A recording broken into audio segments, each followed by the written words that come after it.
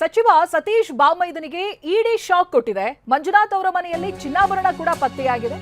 ಬೆಳಗಾವಿ ನಿವಾಸ ಅವರದ್ದು. ಈ ನಿವಾಸದಲ್ಲಿ ಚಿನ್ನ ಮತ್ತೆ ಬೆಳ್ಳಿ ಪತ್ತೆಯಾಗಿದೆ. ಇದೀಗ ಚಿನ್ನ ಮೌಲ್ಯಮಾಪಕರನ್ನ ಕರೆಸ್ಕೊಂಡಿದ್ದಾರೆ ಇಡಿ. ಎಷ್ಟಿದೆ, ಎಷ್ಟು ಗ್ರಾಮ್ ಇದೆ, ಎಷ್ಟು ಬೆಲೆ ಬಾಳುತ್ತೆ, ಇವುಗಳನ್ನೆಲ್ಲ ತಿಳಿಯೋದಕ್ಕೆ ಚಿನ್ನ ಮೌಲ್ಯಮಾಪಕರನ್ನ ಇಡಿ ಕರೆಸ್ಕೊಂಡಿದೆ.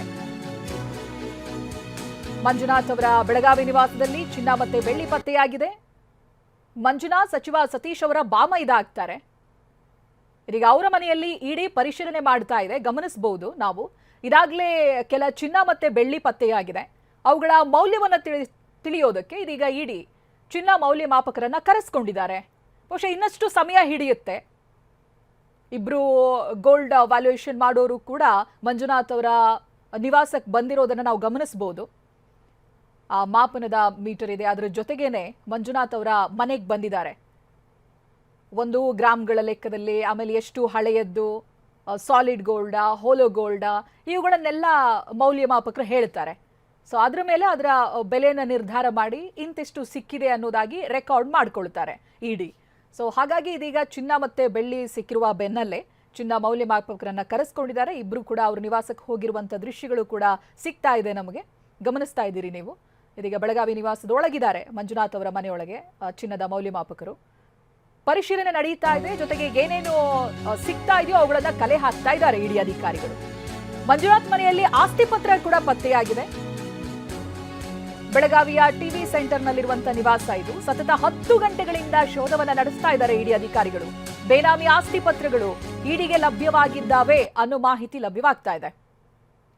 ಚಿನ್ನ ಬೆಳ್ಳಿ ಆಯಿತು, ಜೊತೆಗೆ ಆಸ್ತಿ ಪತ್ರಗಳೆಲ್ಲ ಪತ್ತೆಯಾಗಿದೆ. ಮಂಜುನಾಥ್ ಅವರ ಮನೆಯಲ್ಲಿ ಆಸ್ತಿ ಪತ್ರಗಳು ಸಿಕ್ಕಿವೆ ಇಡಿ ಅಧಿಕಾರಿಗಳಿಗೆ.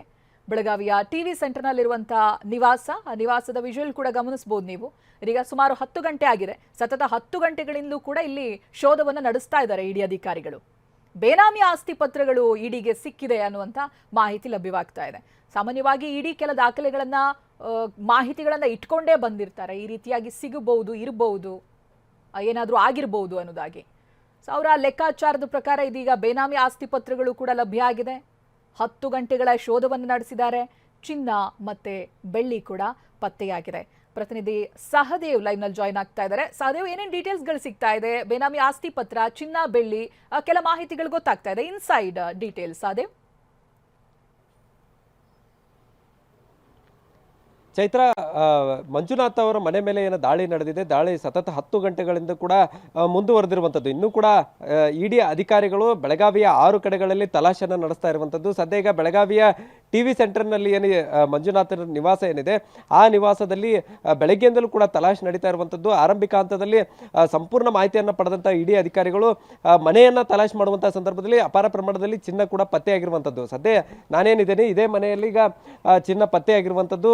ಈಗಾಗಲೇ ಇಬ್ಬರು ಚಿನ್ನ ಮೌಲ್ಯಮಾಪಕರನ್ನು ಕೂಡ ಕರೆಸಿರುವಂಥದ್ದು. ಅದರ ಜೊತೆಗೆ ಅವರು ಕೂಡ ಚಿನ್ನ ತೂಕ ಮಾಡುವಂತಹ ಯಂತ್ರದೊಂದಿಗೆ ಈಗಾಗಲೇ ಒಳಗಡೆ ಬಂದು ಪ್ರತಿಯೊಂದನ್ನು ಕೂಡ ಈಗ ತಾಳೆ ಹಾಕ್ತಾ ಇರುವಂಥದ್ದು. ಯಾವಾಗ ಗೋಲ್ಡನ್ನು ಖರೀದಿ ಮಾಡಿದ್ರು ಮತ್ತು ಅದಕ್ಕೆ ಸಂಬಂಧಪಟ್ಟಂತಹ ದಾಖಲೆಗಳು, ಅದರ ಜೊತೆಗೆ ಎಷ್ಟು ವರ್ಷದ ಹಳೆಯದಾಗಿದೆ, ಗಟ್ಟಿ ಚಿನ್ನ ಏನಾದರೂ ಇದೆ ಅನ್ನುವಂಥ ನಿಟ್ಟಿನಲ್ಲೂ ಕೂಡ ಈಗಾಗಲೇ ಪರಿಶೀಲನೆಯನ್ನು ಕೂಡ ನಡೆಸ್ತಾ ಇರುವಂಥದ್ದು.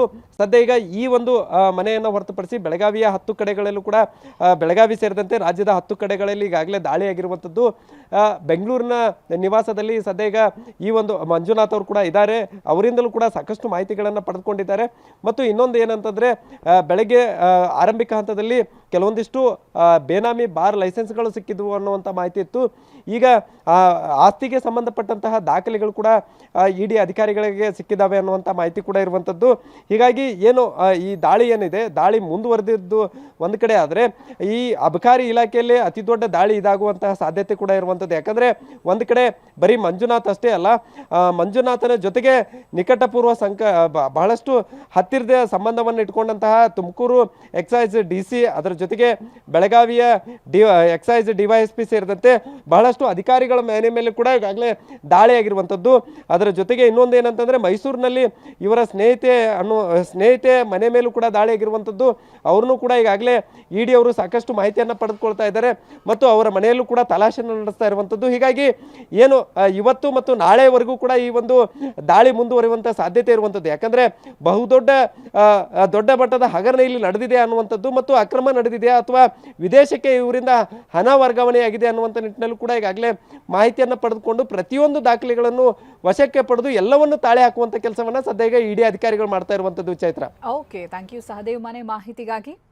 ಇನ್ನು ಬೆಳಗಾವಿಯಲ್ಲಿ ಸಚಿವ ಸತೀಶ್ ಜಾರಕಿಹೊಳಿ ಇದೇ ಇಡಿ ರೇಡ್ಗೆ ಸಂಬಂಧಪಟ್ಟಾಗಿ ಮಾತನಾಡಿದ್ದಾರೆ.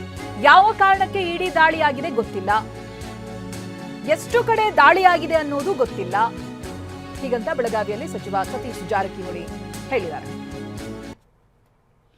ಆಗಿರ್ಬೋದು, ಅದೇ ರೂಟೀನಾಗ ಆಗಿರ್ಬೋದು, ಅದರಲ್ಲಿ ಏನು ಹೇಳ್ಬೇಕಂತ ನಾವೇನು ಹೇಳ್ಬೇಕಂತ ಗೊತ್ತಿಲ್ಲ. ಅದು ಇನ್ನೂ ಇನ್ವೆಸ್ಟಿಗೇಷನ್ ಆಗಬೇಕು. ಎದಕ್ಕೆ ಮಾಡಿದ್ದಾರೆ ಏನು ನಮಗೂ ಗೊತ್ತಿಲ್ಲ. ಅದು ಹೊರಗೆ ಬಂದ ಮ್ಯಾಗ ಗೊತ್ತಾಗೋಲ್ಲ ಎದಕ್ಕೆ ಮಾಡಿದಾರಂತ. ಅದು ಮಾಹಿತಿ ಬರೋರಿಗೆ ಏನು ಹೇಳಲಿಕ್ಕಾಗೋಲ್ಲ ಹಿಂಗೆ ಅಂತ ಸ್ಪಷ್ಟವಾಗಿ. ವೇಟ್ ಮಾಡೋಣ, ನಾಳೆವರೆಗೆ ಗೊತ್ತಾಗುತ್ತೆ ಏನು ರೀಸನ್ನು. ಆಮ್ಯಾಗ ಅದಕ್ಕೇನಾದ ಹೇಳಲಿಕ್ಕೆ ಅನುಕೂಲ ಆಗ್ತದೆ. ಜಾರಕಿಹೊಳಿ ಕುಟುಂಬದ ಈ ಕಡೆ ಇರ್ಬೋದು, ಅದು ನೋಡೋಣ. ಮಾಹಿತಿ ಬರದೆ ಏನು ಹೇಳಲಿಕ್ಕಾಗಲ್ಲ. ಯಾವ ರೀಸನ್ಗೆ ಅವರು ರೇಡ್ ಮಾಡಿದ್ದಾರೆ, ಅವ್ರು ಏನು ಕೇಳಿದ್ದಾರೆ, ದಾಖಲೆ ಏನು ಅವ್ರು ಕೊಡಬೇಕು.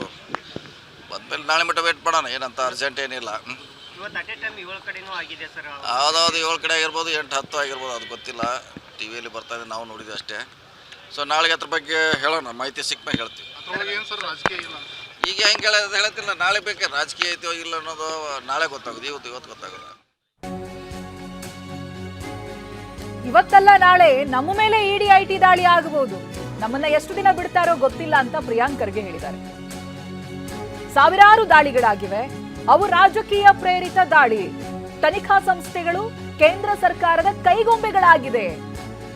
ಇದು ಗೃಹ ಸಚಿವ ಪ್ರಿಯಾಂಕ್ ಖರ್ಗೆ ವಾಗ್ದಾಳಿ ನಡೆಸಿರೋ ರೀತಿ. ಸರ್ ಅಲ್ಲ, ನಿಮ್ಮೇಲೂ ಇಡಿ ಆಗ್ಬೋದು ಅಂತ ಹಾಗೆ ಆಗುತ್ತೆ. ಇವತ್ತಿಲ್ಲ ನಾಳೆ ಆಗುತ್ತೆ.